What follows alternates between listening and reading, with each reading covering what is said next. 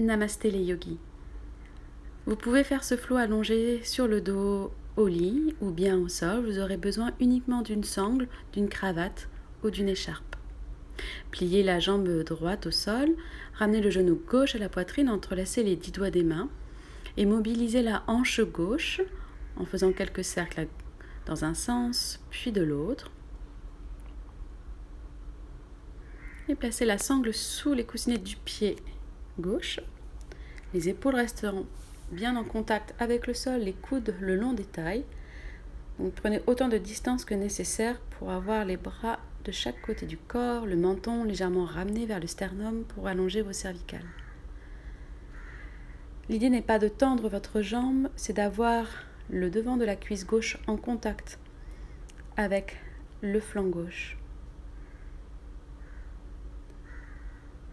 Le talon gauche presse vers le ciel et les orteils du pied gauche sont ramenés vers le visage. Si vous le souhaitez, vous pouvez essayer de tendre vos bras derrière la tête.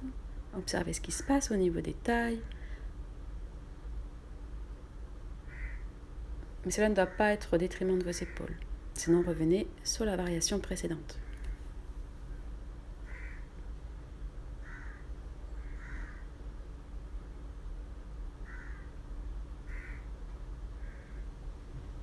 À l'inspire, je crée de l'espace. À l'expire, je diffuse cet espace. Attrapez la sangle maintenant uniquement avec la main gauche. Placez la main droite sur la hanche droite et mobilisez la jambe gauche en ouvrant quelques fois côté gauche, sans vous laisser embarquer par le poids de la jambe. Et puis restez côté gauche, jambe gauche ouverte. Le regard peut être à droite, si c'est confortable. Engagez bien la jambe droite pour rester dans l'axe. Et sur chacune de vos expirations, l'idée c'est de venir vous chatouiller l'oreille gauche avec les orteils du pied gauche. Mais sans monter le fessier gauche. C'est comme si on avait attaché son fessier gauche à la jambe droite. Donc les lombaires côté gauche sont dans l'axe et restent allongés, bien plaqués au sol.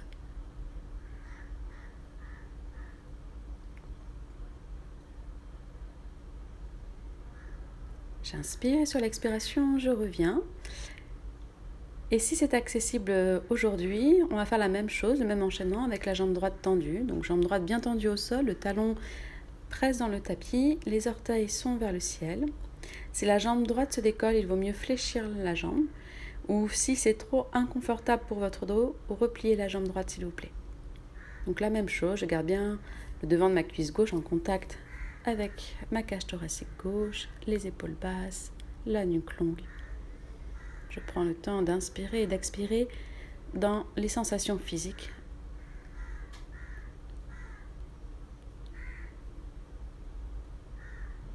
J'ai bien le quadriceps droit. Attrapez la sangle avec la main gauche, inspire et sur l'expire, ouvrez la jambe gauche à gauche, la main droite sur la hanche droite.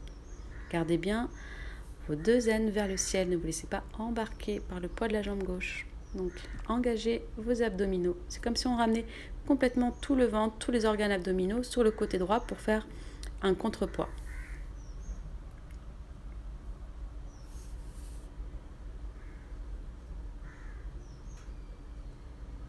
Inspire, sur l'expire, je contracte mes abdominaux, je ramène la jambe dans l'axe. Basculez sur la tranche externe de votre pied droit, inspire, attrapez la sangle avec la main droite et à l'expiration, jambe gauche au-dessus de la jambe droite quelques fois. Probablement que le nerf sciatique va se réveiller. Et puis restez jambe gauche au-dessus de la jambe droite. Vérifiez que la jambe droite soit bien dans le prolongement de la hanche droite et de la tête. Une seule et unique ligne du sommet de la tête jusqu'au talon droit. Donc on est sur la tranche externe du pied droit. L'idée, c'est pas d'avoir la jambe gauche parallèle au sol, mais bien l'épaule gauche en contact avec le sol. Donc adaptez pour avoir l'épaule gauche au sol. Le fessier gauche est toujours ascendant vers votre talon droit. Et respirez dans le flanc gauche.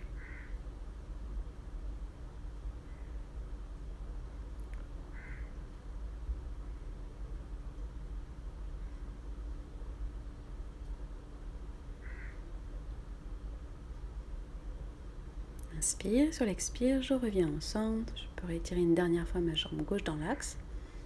Et je crochette mon pied gauche flex par-dessus genou droit. Je décolle mon pied droit et je place la sangle derrière ma cuisse droite. Ma main droite attrape la sangle et ma main gauche se positionne sur la cuisse gauche pour pousser, pour éloigner le genou gauche du ventre. Mais en même temps, je cherche à ramener mon genou droit vers le visage. Donc pas la main gauche sur le genou, bien sur la cuisse, jamais sur l'articulation.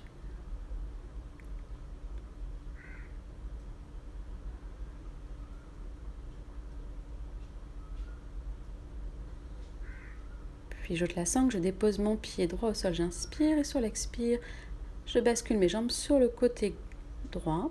Je garde bien mon pied gauche crocheté, je cherche à éloigner l'intérieur de ma cuisse gauche de mon ventre. Donc le genou gauche reste vers le ciel et on est sur la tranche externe de la jambe droite. Le regard à gauche si c'est confortable. Sinon au centre ou bien encore sur le côté droit. Faites ce qui est le mieux pour vous. Respiration après respiration.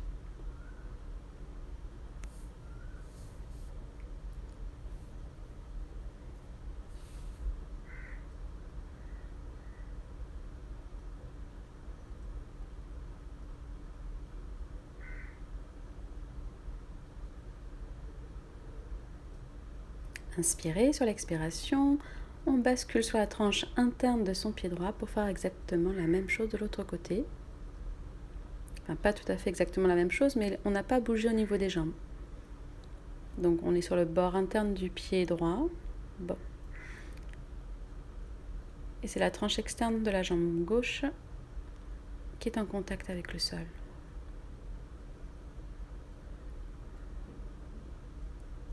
Les épaules sont loin des oreilles et la respiration lente, profonde, régulière.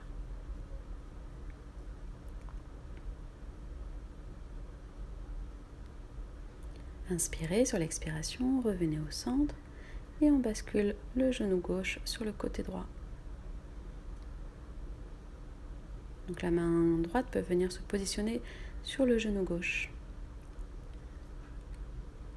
Puis Supta Gomukhasana, posture de la tête de la vache allongée sur le dos. Vous pouvez prendre votre sangle, la placer à l'arrière des cuisses, de sorte à ce que vos épaules et les coudes soient en contact avec le sol. Ne laissez pas le dos et la tête s'arrondir. Ou bien attrapez vos tibias, mais ne tirez pas sur vos chevilles. Plaquez la cuisse gauche vers le ventre, le menton toujours vers le sternum. Ne laissez pas se décoller non plus les lombaires. Donc si les lombaires se décollent, utilisez la sangle pour garder votre alignement. Supta Garudasana, posture de l'aigle allongé. J'essaie de crocheter une deuxième fois mon pied gauche sous mon mollet droit. J'inspire, je presse dans le sol avec mon pied droit pour décoller légèrement mes hanches. Sur la gauche, je pose et ensuite mes jambes se déposent sur le côté droit. Vérifiez que la hanche gauche soit bien au-dessus de votre hanche droite. Idéalement, les hanches sont perpendiculaires à l'axe de vos épaules. L'épaule gauche est bien en contact avec le sol. Et si vous le souhaitez, votre main droite peut se positionner sur votre genou gauche. Ne cherchez pas forcément à appuyer, juste à amener le souffle dans le genou gauche.